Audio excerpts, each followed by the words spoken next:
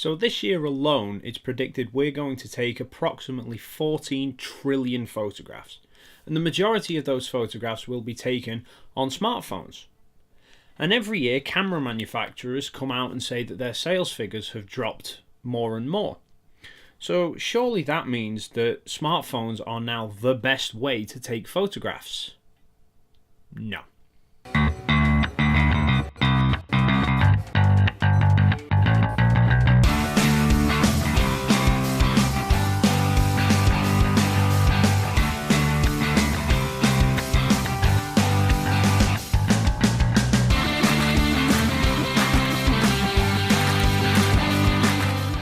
So every year new smartphones get released, and every time the marketing is the same sort of talk.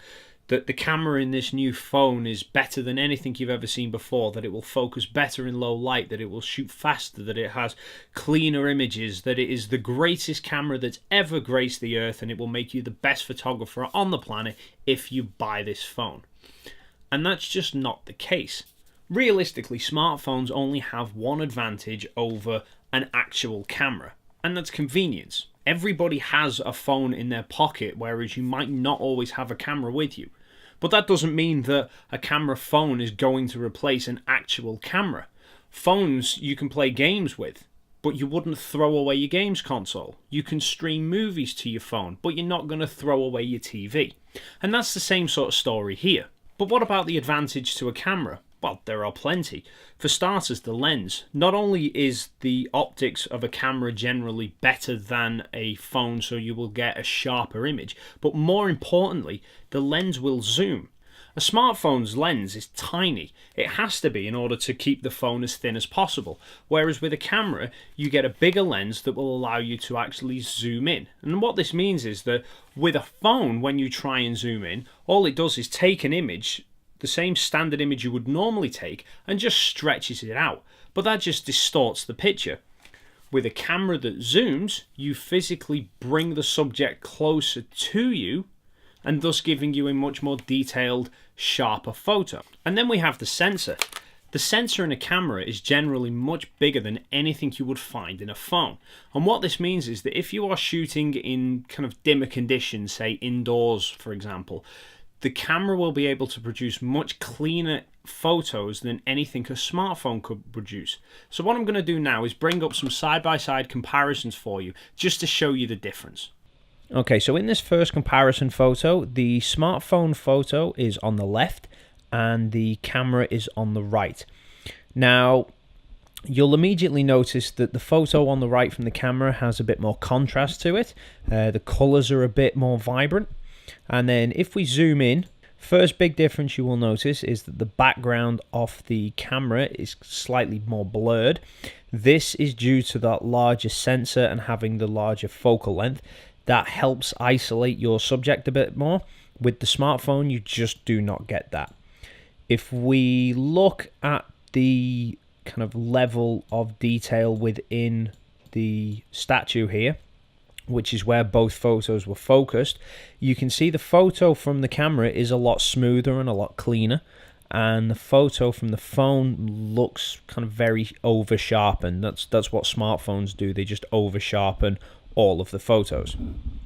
Next, what we're going to do is look at a zoomed in photo. So these next pictures are going to highlight what I was explaining earlier with regards to the smartphone not being able to physically zoom. So immediately with this, you can see that the photo with the camera, your eye is drawn almost instantly to the statue. The background is a far more out of focus and kind of thrown into the distance. Whereas with the smartphone, it's just the original picture that was taken cropped in. So there's been no real change to the depth perception. It's just as the original wide angle shot was. Things get even worse when we zoom in all the way.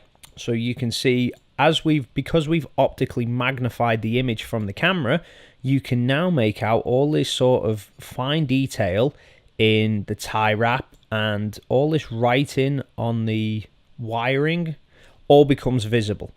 Whereas with the smartphone, everything is just one big gooey mess. And that's the problem with smartphones ultimately. They don't have that optical reach, so when you try and zoom in like this, you just wind up with one big mess of lack of detail. And this final image just highlights the difference when you shoot in a lower light situation. So this was taken in a rather dim lit kitchen. It was bright outside, but there wasn't much light getting into the kitchen itself. So as a result, both cameras have had to ramp up their sensitivity in order to get the exposure right. And now you will see, when we zoom in, that while both photos show a lot of a graining look around the photo, particularly in the shadow areas, the image from the smartphone is far more grainy to the point where you can not really make out any of the texture in the wood whatsoever. The whole picture just becomes a wall of noise, whereas with the larger sensor camera, you can keep a lot more of the detail. You also, when you look up here, you keep a lot more of the color as well. The colors on the smartphone will fade. All of these are issues that you find using a smartphone in very low light situations. They just are not designed to take pictures in dark conditions. So there you go. Just a quick comparison to show you how much better the photos are from a camera than from a smartphone. Now, this isn't to say that, everybody should just throw their phones in the bin and never use them again, go out and buy a camera. Maybe you're not the kind of person who takes very many photographs, in which case a smartphone is suitable for you. Maybe you will find yourself in situations that you forgot to take your camera with you and all you've got is your phone. I've been in the same situation. Phones work for that sort of thing. But maybe you're somebody who finds themselves taking photos quite a lot. Maybe you like sharing them to social media or editing them afterwards or printing them out and putting them on the wall. And smartphones are just too restrictive for that sort of thing. So maybe it's worth considering buying a dedicated camera. And realistically, from a price point of view, they're not that expensive. You can pick up something like this, which is a mirrorless system, for a couple of £100 body and lens. You can get SLRs at the same sort of price point. And the good thing with something like this is it lets you swap and change the lenses based off what you want to photograph. So maybe you find yourself wanting to photograph things that are wide angle, such as landscapes or architecture. Maybe you find yourself wanting to photograph things that are further away, such as wildlife or whatever. So you buy yourself a little telephoto lens for that. Maybe you want to photograph stuff really up close and in detail, such as plants or insects. Get a macro lens. You can customize the kit to do whatever you want. So I hope this video was helpful for you. If it was, please give it a thumbs up and subscribe for future content. If you didn't like it, I apologize. But until next time, see you later.